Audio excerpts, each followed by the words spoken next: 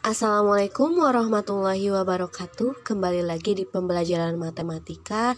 Hari ini kita akan melanjutkan materi yang sudah kita pelajari di video sebelumnya, yaitu tentang bagaimana cara menyelesaikan soal pada bilangan berpangkat yang pangkatnya itu bilangan positif dan nol ya, dengan menerapkan sifat-sifat bilangan berpangkat.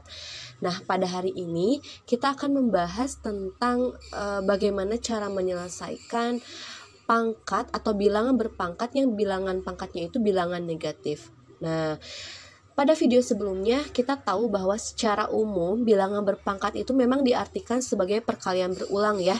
Perkalian berulang yang berbentuk sederhana gitu. Kalau misalkan ada 3 pangkat 2, berarti 3-nya itu dikalikan berulang sebanyak pangkat tersebut, yaitu 2 kali 3 kali 3 yaitu 9.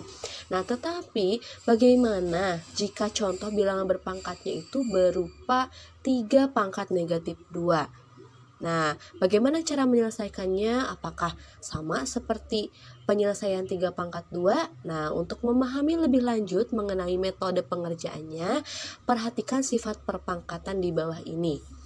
Nah, sifat ini sudah kita pelajari di video sebelumnya, yaitu sifat pembagian ya, dimana ketika A pangkat M dibagi A pangkat N, nah bilangan pokoknya sama ya, A sama A, jadi syaratnya bilangan pokoknya harus sama, maka berlaku A pangkat M dikurang N. Jadi kalau pembagian dengan bilangan pokok sama, pangkatnya dikurangi ya.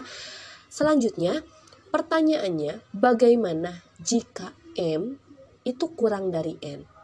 Nah, apabila hal ini terjadi, maka terdapat bilangan bulat negatif yang dinyatakan dalam bentuk M kurang N. Misalkan contohnya seperti ini. 3 pangkat 2 dibagi 3 pangkat 4. Nah, berarti kan 3 pangkat 2 kurang 4 ya. 2 kurang 4 yaitu negatif 2. Sehingga bagaimana cara penyelesaiannya?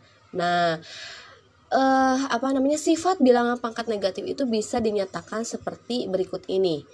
A pangkat negatif N akan sama dengan 1 per A pangkat N, di mana A-nya tidak sama dengan 0 dan A-nya adalah bilangan real. Jadi ketika kalian menemukan suatu bilangan berpangkat negatif, maka harus kita buat pangkatnya menjadi positif dengan membuatnya jadi pembagian, di mana pembilangnya akan selalu 1. Dan penyebutnya adalah soal atau pangkat itu sendiri, tapi pangkatnya berubah jadi positif. Nah, contohnya yang tadi 3 pangkat negatif 2 itu akan sama dengan 1 per 3 pangkat 2, sehingga hasilnya adalah 1 per 9. Oke, cukup mudah bukan ya? Jadi kuncinya hanya kita mengubah jadi bentuk pembagian ya pangkatnya. Maksudnya A pangkat negatif S sama dengan 1 per A pangkat N. Jadi tinggal nambahin 1 per saja. Oke, contoh yang lainnya, misalkan di sini Bu Ade punya 3 contoh. Tuliskan dalam bentuk pangkat positif.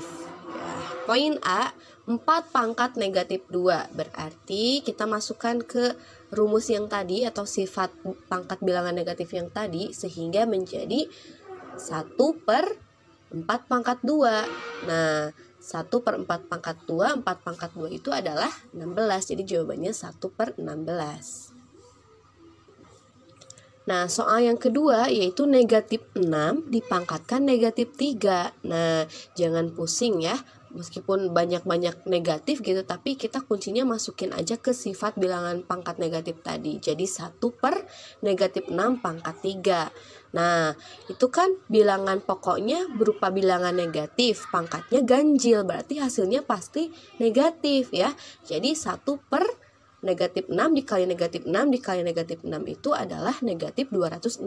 Jadi hasilnya adalah 1 per negatif 216.